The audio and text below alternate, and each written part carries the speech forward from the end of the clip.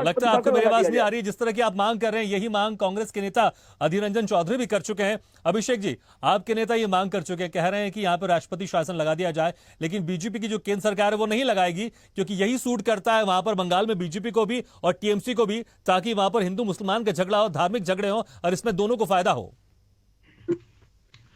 भागीरथ जी, मैं इस बात पर ये कहना चाहूंगा, देखिए, कहीं पे भी किसी भी राज्य की बात हो, अगर महिलाओं के साथ कहीं भी अत्याचार हो रहा है तो वो बेहद दुखद होता है। इस विषय को किसी भी तरीके से मैं नहीं चाहता कि कोई भी पार्टी हो, वो इसे पॉलिटिकल एंगल ना दे, क्योंकि मैं चाहता हूं, देखिए, जब महिलाओं के लिए बात है तो हमें सबको इसके खिलाफ आवाज उठानी चाहिए, पार्टी चाहे कोई भी हो। सबसे पहली बात आती है कि जो इसकी उच्च स्तर पर जांच होनी चाहिए, और जांच में जो भी दोषी ठहराया जाता है उसको सजा मिलनी चाहिए। बात किसी भी प्रदेश की हो, जहां महिलाओं के लिए बात आएगी, तो वहां हमें राजनीति से ऊपर उठकर ये सोचना पड़ेगा कि जिस तरीके के हालात ये बनते जा रहे हैं उनको हम बेहतर बना सकें, और महिलाओं के लिए जो ये जो बेहतर माहौल कैसे क्रिएट किया बनाएंगे जा रहा अभिषेक है, जी? जो जब आप इंडिया गठबंधन में साथ में हैं, ममता बनर्जी की टीएमसी पार्टी के साथ में हैं, भले ममता बनर्जी कह दिया कि हम बंगाल में अकेले लड़ेंगे, लेकिन अभी भी आप कोशिश कर रहे हैं। अधीर रंजन चौधरी लगातार वहां पर जिस तरह से उत्पीड़न हो रहा है, कांग्रेसियों को भी हो रहा है, वो आरोप लगाते रहे हैं, लेकिन कैसे आप न्याय की बात कैसे करेंगे जब आप गठबंधन में साथ में हैं? नहीं सर, देखिए, गठबंधन का मतलब ये नहीं होता कि आप गलत चीज को सहेंगे। गठबंधन एक अलग चीज है। आप पॉलिटिकल एंगल पर लेकर अगर इसे जा रहे हैं, कि मैं उस चीज पर बात ही नहीं कर रहा हूं।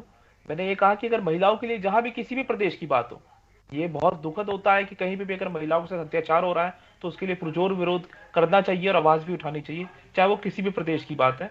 अगर आप इसने इस तरीके से बात की है, तो मैं देखिए, आज मुझे बहुत अच्छा लगा कि बीजेपी के बहुत सारे नेताओं ने आज बयान दिए हैं। जब आसाम में बहुत बुरा हाल था तब ये लोग चुप थे। चाहे उत्तर प्रदेश की बात हो, चाहे मध्य प्रदेश की बात हो, कई ऐसे राज्य होते हैं जहां महिलाओं के साथ अत्याचार होता है, और बहुत से नेता जो चुप्पी बैठे लेके साथ के बैठे रहते हैं, आज उन्होंने चुप्पी तोड़ी है। मुझे अच्छा लगा, कम से कम आज तो आपने आवाज उठाई है, और इसको आवाज उठानी चाहिए। मैंने तभी कहा कि इसको मैं पॉलिटिकल एंगल से नहीं लेना चाहता, तभी मैंने पहला बयान नहीं दिया कि जो गलत है, गलत के खिलाफ आवाज लेकिन उठानी समस्या का पड़ेगी, समाधान तो चाहे वो सरकार कोई ही भी करती है प्रदेश ना। हो। और जब सरकार की बात होगी फिर पॉलिटिकल चीज तो बात होगी ना, क्यों नहीं होगी? और जब देखिए, सर, क्योंकि आपके आपके जो कांग्रेस पार्टी के नेता, उनकी भी नहीं सुनी जा रही है। वो जा रहे थे लेकिन उनको भी जाने नहीं दिया। अधीर रंजन चौधरी धरने वो पर तो बैठ गए थे, उनको भी जाने नहीं दिया। देखिए, अगर कहीं भी किसी भी क्षेत्र में अगर कहीं हम्म। अगर कहीं अपराध हुआ है, और अगर वहां पर नेता मिलने जा रहे हैं, तो उनको रोकना गलत होता है। ये तो कहीं भी और ये सीखा भी कहीं ना कहीं हमने देखा है, बहुत जगह चलता है। चाहे उत्तर प्रदेश की बात हो, वहां पे भी अगर नेता जाते हैं तो रोक दिया जाता है। मैंने खुद ये चीज देखी और मुझे बहुत आश्चर्य हुआ कि अधीर रंजन चौधरी साहब को वहां रोका गया। ये दुखद है।